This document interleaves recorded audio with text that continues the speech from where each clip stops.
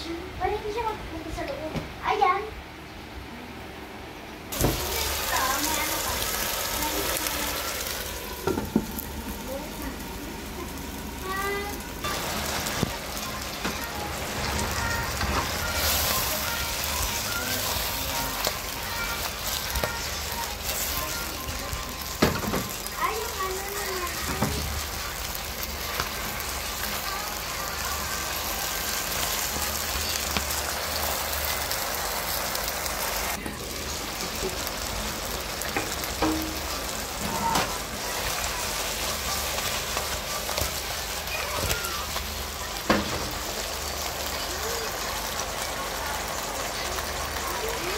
Patuyuin muna natin ito mga kayam, yung sabaw niya, bago natin timplahan.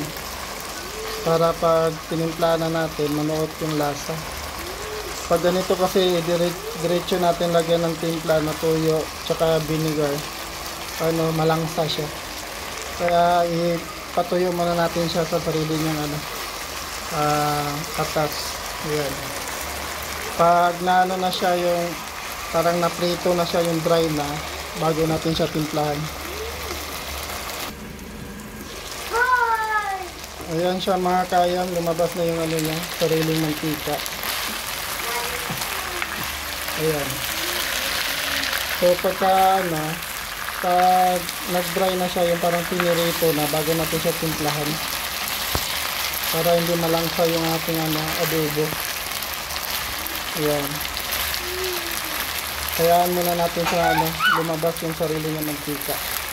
Bago i-prito rin natin siya. Kaya pritoin natin siya sa sarili niya mantika.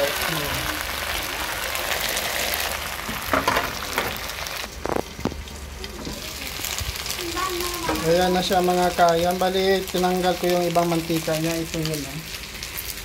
Ayan. So, titimplahan na natin to siya mga kayam. Pero kanina, nagisa ko na to siya ng bawang sibuyas, luya. Tapos, kunting black pepper bago patis. Lagyan natin ng panibagong sibuyas para mas mabango siya. Ayan. Bago timpla na natin mga kayam ng tuyo.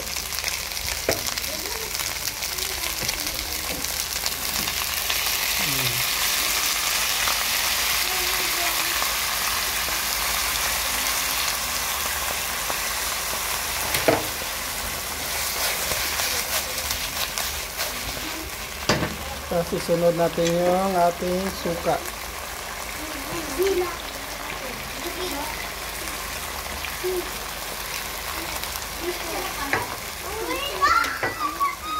Ayan mga kaya, hayaan muna natin yung suka na maka-evaporate. Nating ihalo mga kaya.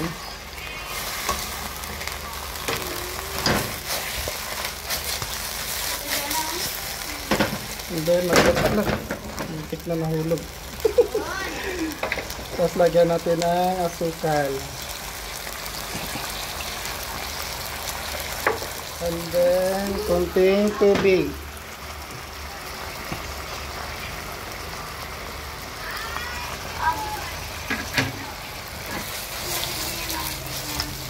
Ayan siya mga kaya.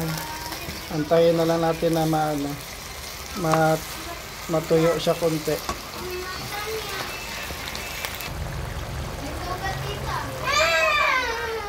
Shh, huwag maingay. Naririnig sa video. Ayan na mga kayang yung ating adobo. Patuyuin lang natin konti.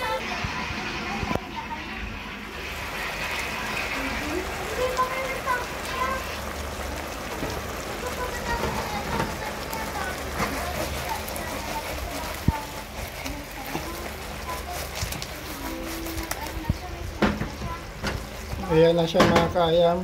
Kunting-kunti na lang patuyuin natin.